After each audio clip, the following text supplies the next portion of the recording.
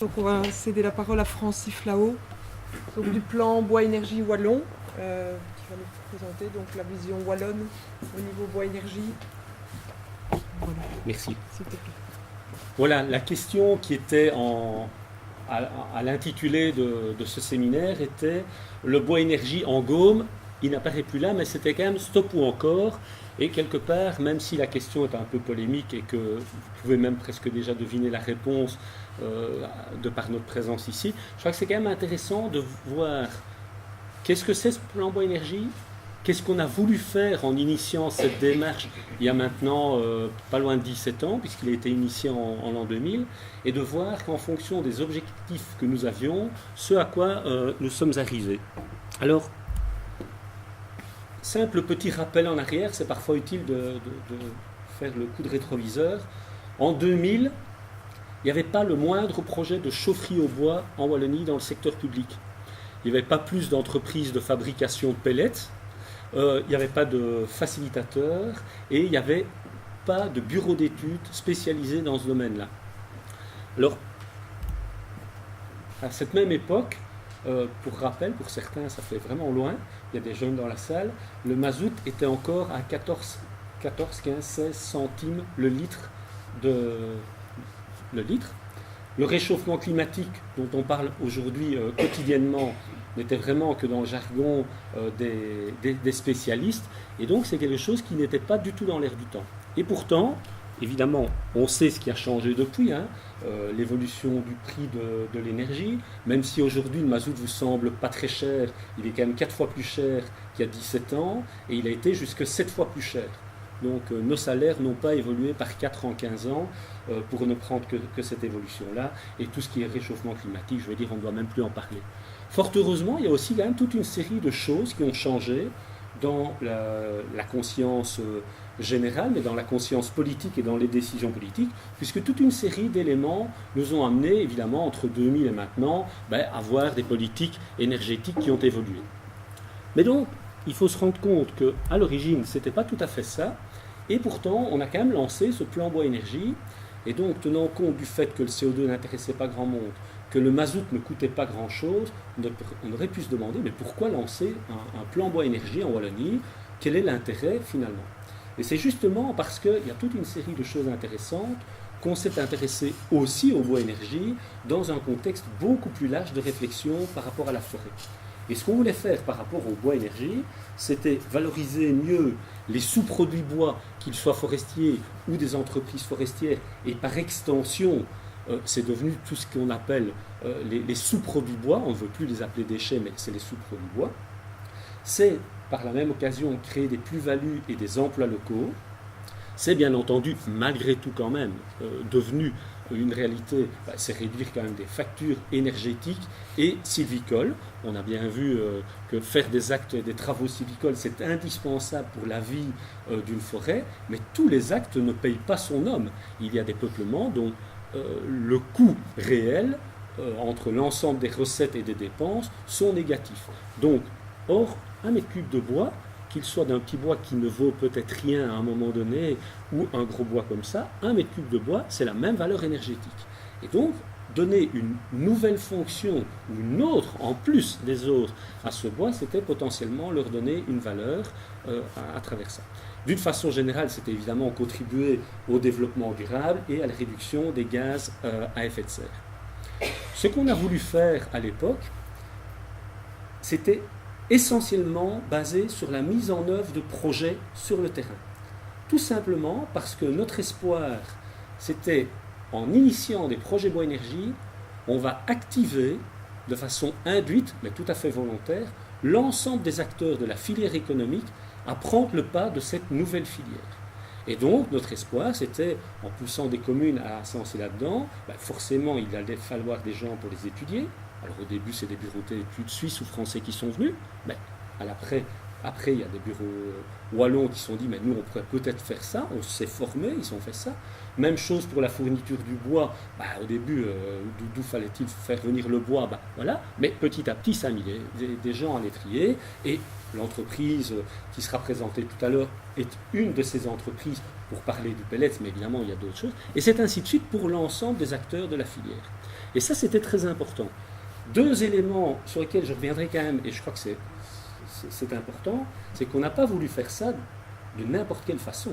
C'était pas brûler du bois de façon anarchique, et donc que ce soit sur le plan technologique d'une part et de la ressource, on a toujours voulu faire les choses, non seulement avec les autorités régionales, qu'elles soient politiques ou administratives, dont le DNF bien entendu, pour pouvoir montrer patte blanche.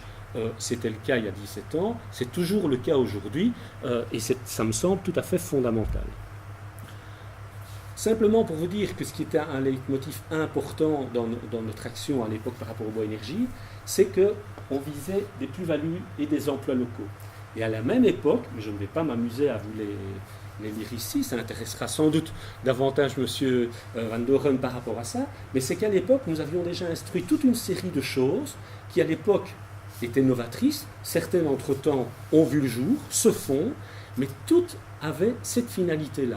Et simplement, c'est que notre volonté institutionnelle, c'est de dire que la forêt wallonne représente 33% du territoire wallon. Pour de nombreuses communes, forcément forestières, ce sont des ressources de rentrée importantes. Et on dirait presque malheureusement, et ça ne remet absolument pas en cause ce qui se faisait avec le DNF, etc., malheureusement, les communes appréhendent relativement peu ou mal leur forêt pour essayer d'en tirer la quintessence, mais dans le bon sens du terme. Ce n'est pas la raser, la dilapider, mais c'est en faire autre chose autrement, complémentairement. Eh bien, l'ensemble de ces pistes-là voulait y concourir. Alors, revenons quand même au bois énergie. Si on veut comprendre l'ensemble des intérêts de cette filière, ce schéma, qu'il soit avec de la plaquette ou du pellet, peut le résumer grandement. On part d'une ressource globalement locale, on va dire ça comme ça, parce que c'est quand même une réalité. On voit qu'on active à différents endroits des opérateurs de relative proximité, que ce soit en forêt, et évidemment, quand on est dans la forêt de Virton, on a plus de chances d'avoir des entreprises Virton que si je suis dans la forêt, dans une forêt du Hainaut ou dans une forêt du Namurois, que ce soit pour la transformation du bois, le transport vers les chaufferies et l'utilisation en chaufferie. Et c'est ce qui fait qu'en tous les cas, on a pu, à l'origine, et ça se confirme évidemment maintenant, montrer que mettre en œuvre du bois énergie pour une région, nous on visait ça à l'échelle d'une région, c'était également rencontrer des enjeux dans toute une série de domaines qui sont là, et on pourrait évidemment les détailler point par point. Tout cela sans, on doit quand même le dire, sans mettre à mal forcément ce qui se faisait à côté. C'était simplement ouvrir des portes supplémentaires, et vous allez voir dans quelles conditions on a essayé de faire ça, pour que justement cette mise à mal ou cette concurrence qui pourrait être présente n'ait pas justement été présente d'une façon artificielle.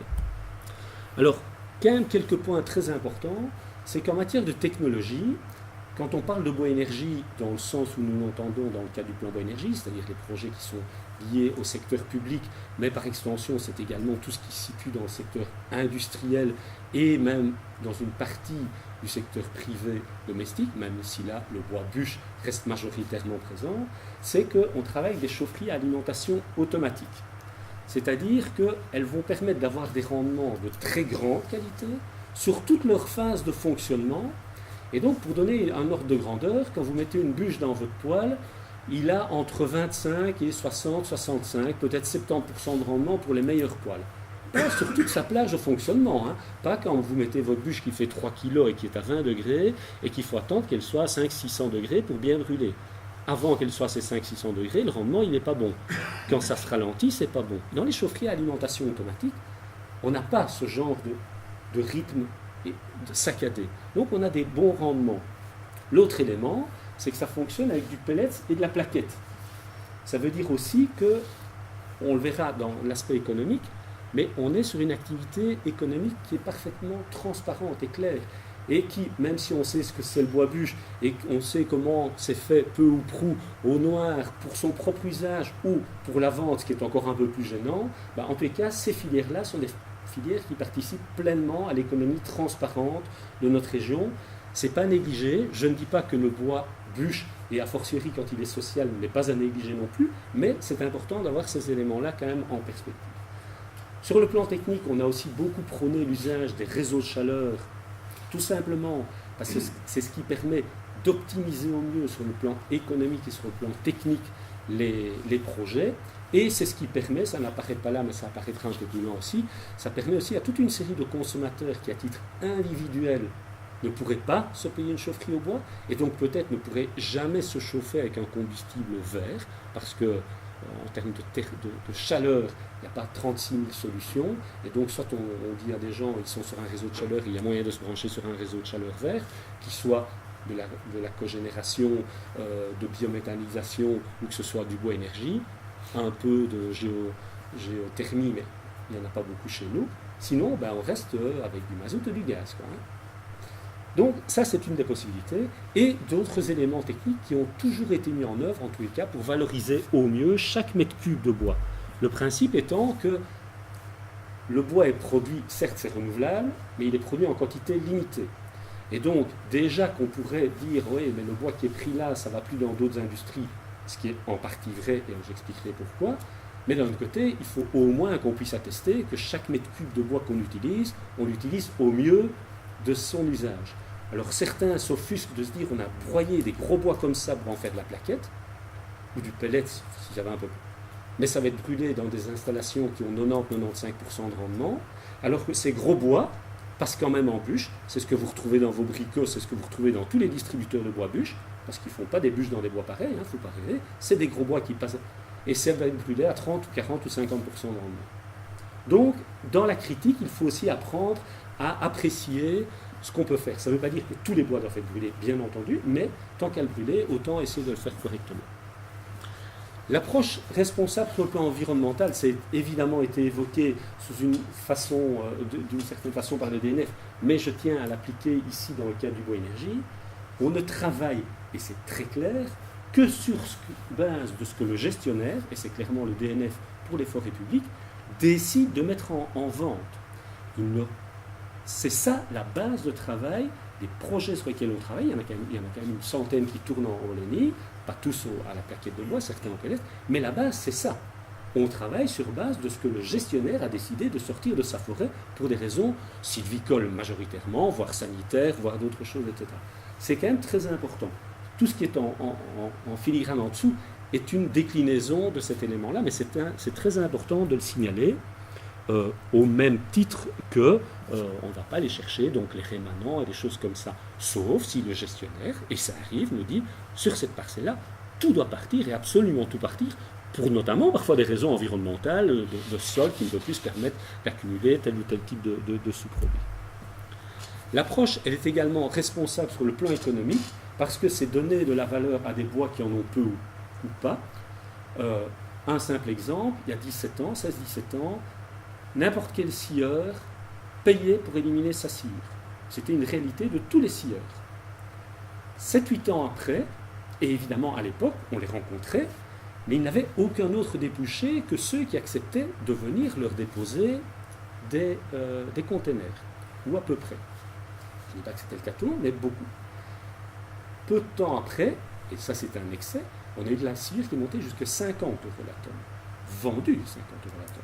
Parce que, de toute façon, si on n'avait pas réagi à un moment ou à un autre, à défaut d'avoir du pellets qui se faisait chez nous, le pellet commençait à se faire, se faisait déjà en Allemagne, en France, et les gens, les industriels, venaient chercher chez nous de la sciure qui, de toute façon, échappait à notre industrie, n'était pas bien valorisée chez nous, et prenait de la plus-value ailleurs.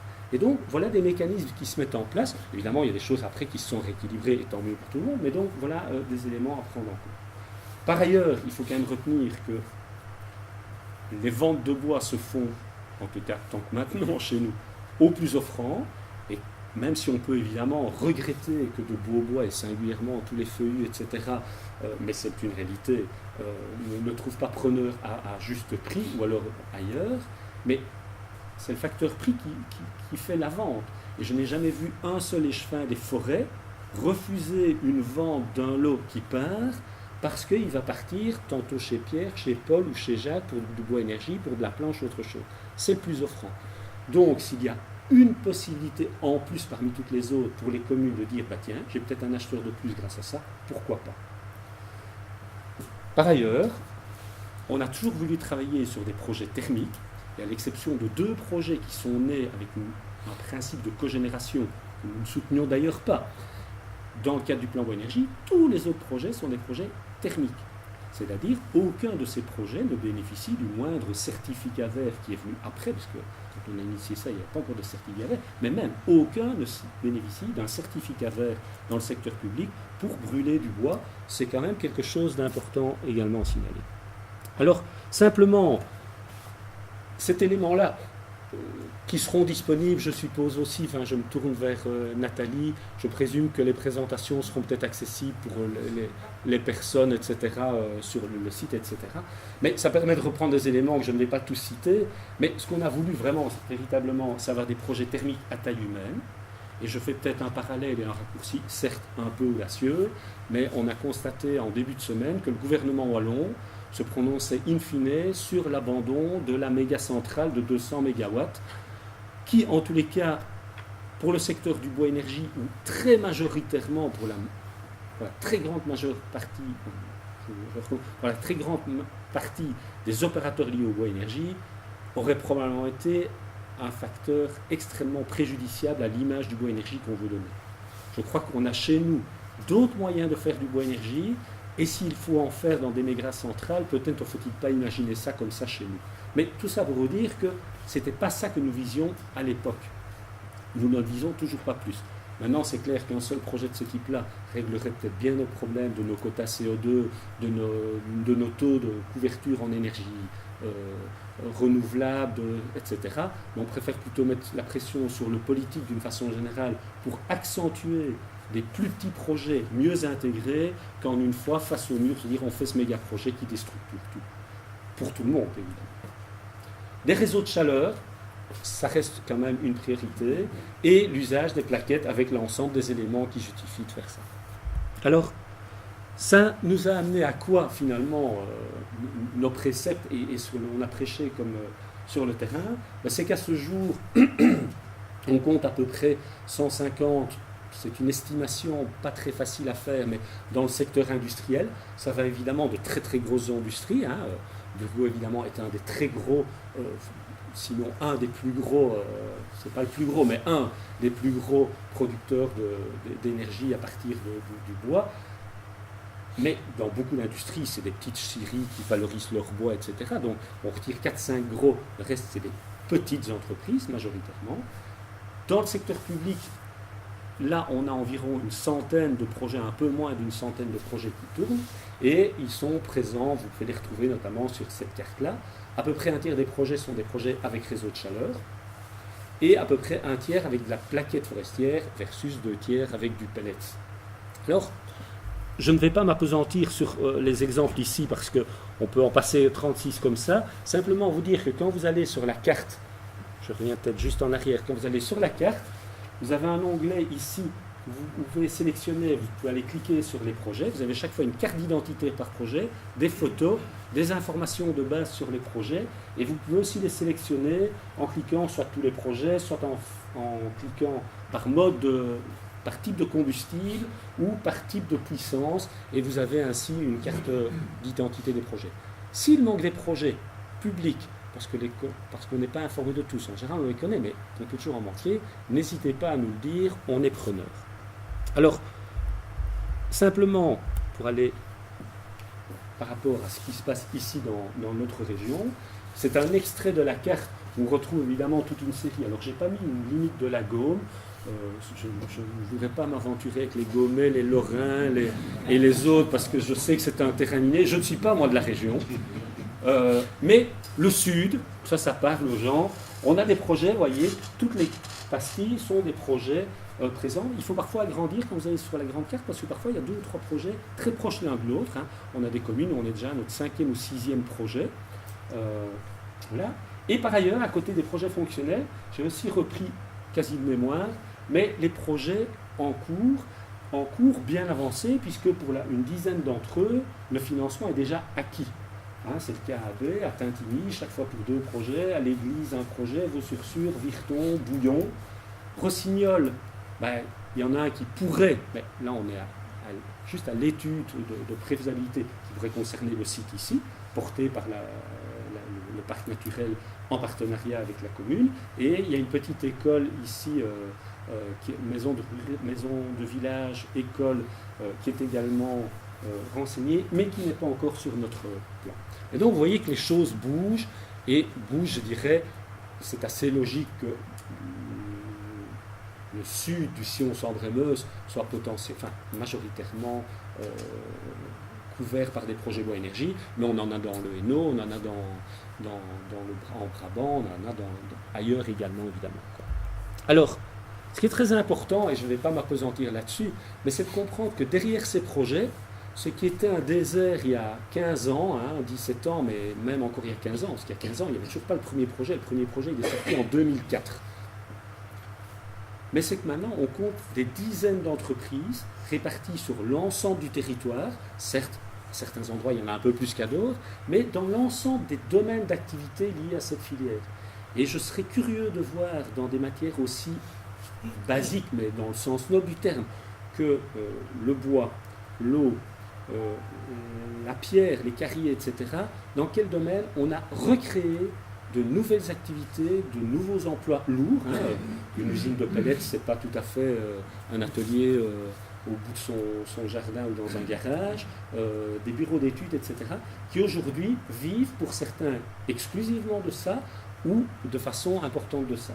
Ça a permis en tout cas à des opérateurs de se diversifier, de se spécialiser, d'avoir de l'expertise qui est parfois valorisée à l'étranger. Et ce qui est très intéressant, c'est qu'en tous les cas, ce sont des emplois qui, pour la très grande majorité, sont locaux, pérennes, ils sont durables, parce que tant qu'on doit alimenter la chaudière en bois, j'ai un fournisseur de bois, mais donc j'ai aussi quelqu'un qui broie, j'ai quelqu'un qui gère, qui exploite. Comme une chaufferie publique, elle n'est pas là, elle ne va pas délocaliser, elle ne va pas bouger, et la forêt, elle ne va pas délocaliser non plus. Et donc c'est ça qu'on a visé à travers ça, et ce qui était un espoir, certes avec quand même plus que des doutes que ça fonctionne bien, c'est ce qu'on a aujourd'hui. Ça doit pouvoir se poursuivre et continuer, mais en tous les cas, on est là. Ceci pour vous montrer que dans tous les secteurs quasiment de la filière, on est en quasi-autonomie. Il y a encore, et c'est tout à fait normal parce que c'est des flux de matière, on a encore du combustible qui peut passer la frontière, et singulièrement le pellet qui peut voyager beaucoup plus fort, on en importe, on en exporte, ça restera comme ça, voilà, mais on a trop bougé. Il y a encore au niveau du matériel, les chaudières, effectivement, à part un fabricant important en Flandre qui travaille dans la grosse puissance, là ça reste du matériel qui vient essentiellement qui vient de l'étranger, ça c'est très clair. Et en matière d'installation de mise en œuvre, c'est un mixte. Majoritairement, c'est des opérateurs de chez nous, mais parfois épaulés par des équipes des techniciens, des usines, etc. Mais donc, voilà à quoi on est arrivé aujourd'hui. Alors, c'est l'avant-dernier slide. Simplement, pour vous dire qu'on est arrivé à avoir des projets relativement bien répartis sur le territoire, si on pouvait s'imaginer qu'au départ, c'était essentiellement des communes forestières qui allaient faire du bois énergie, on a aujourd'hui toute une série d'opérateurs qui n'ont pas de bois. D'ailleurs, il n'y avait pas plus de mazout et de gaz avant pour se chauffer au gaz ou au mazout, donc il n'y a pas besoin d'avoir du bois pour se chauffer au bois. Ça peut aider, évidemment, dans un cadre de filière locale et d'autoproduction, ça a un sens, mais il n'y a pas que cela. On a toute une série d'acteurs économiques qui ont vu le jour et qui permettent quand même d'avoir cette activité-là. J'attire quand même l'attention sur cet alinéa-ci pour montrer que, contrairement à ce que comment un méga projet peut déréguler toute une région, toute une série d'autres acteurs, je n'ai pas vu de catastrophe, même au niveau local, avec les plus gros projets que nous avons chez nous. On a des projets qui font presque 1 mégawatt, c'est le plus gros dans le secteur public, à part un projet comme le Sartillement, etc., qui est un peu atypique dans ce système-là. Mais pour ces opérateurs-là, épargner 100, 150, jusqu'à 300 000 litres de mazout, c'est très important pour eux. Économiquement, environnemental, c'est pas négligeable. Au niveau local, quand on est dans une convention des maires, qu'on se dit je peux épargner 300 000 litres de mazout, c'est pas rien du tout, en tous les cas par rapport au secteur public. Et néanmoins, ça n'a pas d'impact déstructurant sur l'ensemble des acteurs.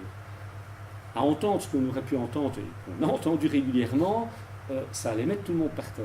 Moi, je vois que Il y a des usines de pellets qui sont nées, on n'a pas vu beaucoup de monde qui sont morts. On a des producteurs de plaquettes qui sont là, qui n'étaient pas là avant. On ne voit pas beaucoup d'autres qui sont morts. Ça continue à activer. Par contre, malheureusement, et là on rentre peut-être plus dans le débat, on a parlé effectivement de nos feuillus qui nous échappent. Quand un feuillu, pour prendre cet exemple-là, nous échappe, il faut savoir qu'on perd non seulement le produit principal, mais on perd aussi presque 50% de sous-produits. Quand on coupe une grume, il y a encore 50% de sous-produits. En cire, en écorce, en dos, etc. Donc on perd tout. On perd le produit principal, la plus-value qui va avec, mais on perd aussi 50% de produits secondaires qui vont typiquement vers le bois d'industrie, vers la trituration, vers la pâte, vers le panneau, vers le bois énergie. Et donc on perd bien plus là, avec évidemment des règles de marché internationaux qui font qu'on ne bloque pas n'importe quoi, n'importe comment, mais il y a vraiment beaucoup plus à perte là que de s'offusquer, de se dire « Ah là là, ma commune consomme 1000 ou 2000 mètres de plaquettes, c'est-à-dire 700-800 mètres cubes de bois sur des communes qui en produisent parfois 25, 30 000, 40 000 par an. » Donc il faut essayer de relativiser les choses, je crois que c'est très important. Alors, j'avais moi gardé quand même le stop ou encore qui pouvait peut-être embêter, mais pour vous dire pourquoi il ne faut pas stopper, et en disant, attention, si je reviens ici dans 50 ans, mais ce sera probablement pas moi, peut-être que ça paraîtrait une aberration d'avoir parlé 50 ans plus tôt du bois énergie. À ce moment-là. Mais aujourd'hui, on est véritablement dans une obligation, qu'on le veuille ou non, de transition énergétique. Transition, ce n'est pas forcément révolution, parce que malheureusement, il y a des pas à franchir. On sait qu'aujourd'hui, quoi que l'on fasse pour les 30, 40 prochaines années à venir par rapport à l'impact climatique, ça n'aura malheureusement encore aucun impact. On doit attendre ce qu'on fait aujourd'hui, qu'on améliore aujourd'hui, malheureusement, par rapport au pire des scénarios ou au meilleur des scénarios, on ne voit pas encore le changement de cap parce que tout ce qui est accumulé comme CO2, etc., ben, ça ne va pas se résorber comme ça. Donc on doit attendre. Mais on ne peut pas attendre cette période-là pour dire « Ah, il n'y a plus de mazout, il n'y a plus de gaz, donc maintenant on fait autre chose. » Non, il faut agir maintenant. Et pour se chauffer, je vous défie de me trouver, sauf s'il y a de la géothermie ici en dessous, mais je ne crois pas qu'il y en a, sauf à trouver des moyens techniques où on peut dire aujourd'hui on remplace votre chaudière au mazout qui est là en dessous par autre chose. Eh bien, il n'y a pas beaucoup de solutions autres que les biomasses pour le faire. Dans la plupart des cas, il n'y a pas grand-chose pour la chaleur proprement dit. On pourrait dire, bah oui, on fait de l'électricité. Oui, mais il n'y a déjà pas assez, avec nos éoliennes, avec tout ce qu'on a en électricité verte, pour des consommations électriques. Par ailleurs, presque partout, il y a des radiateurs, etc. dans les bâtiments. Donc on ne part pas d'une feuille blanche, on part de ce qu'on a comme bâti. Et donc cette transition, elle est là. Il y a par ailleurs toute une série de directives qui nous poussent à y aller. Je tiens quand même à rappeler que, bien sûr, il y a du CO2 qui est émis quand on brûle du bois, mais on part bien du postulat que nous avons toujours dit, mais qui a été redit d'une autre façon par le DNF en disant qu'il ne s'agit évidemment pas de couper plus de bois que ce que la forêt produit. Ça veut dire que quand on est dans ce cycle fermé-là, eh bien, on n'augmente pas le stock de CO2. Or, une tonne de mazout, 1000 litres de mazout remplacé par du bois, c'est 2,7 tonnes de CO2 en moins dans l'atmosphère. Et ça, c'est immédiat. Donc, je vais dire, l'impact de cette solution-là est la plus importante par rapport à n'importe quelle autre solution par rapport à du thermique. C'est quand même pas négligeable non plus. Voilà. Maintenant, il ne faut pas le faire n'importe comment. C'est le faire avec des projets de qualité, encadrer le plus correctement, que ce soit sur le plan technique, sur le plan des opérateurs qui font ça, et le faire en utilisant les technologies et idéalement les combustibles les plus appropriés. Sans, loin de moi l'idée de dire ici, maintenant, arrêtez de vous brûler avec vos bûches, etc. Mais en tous les cas, de comprendre que c'est deux choses différentes et qu'il est évident que dans le cadre du défi climatique et énergétique, mais c'est davantage ces solutions-là qui ont un avenir que le bois bûche proprement dit. Voilà, et en tous les cas que le gaz et le mazout, ça c'est certain. Voilà, merci beaucoup.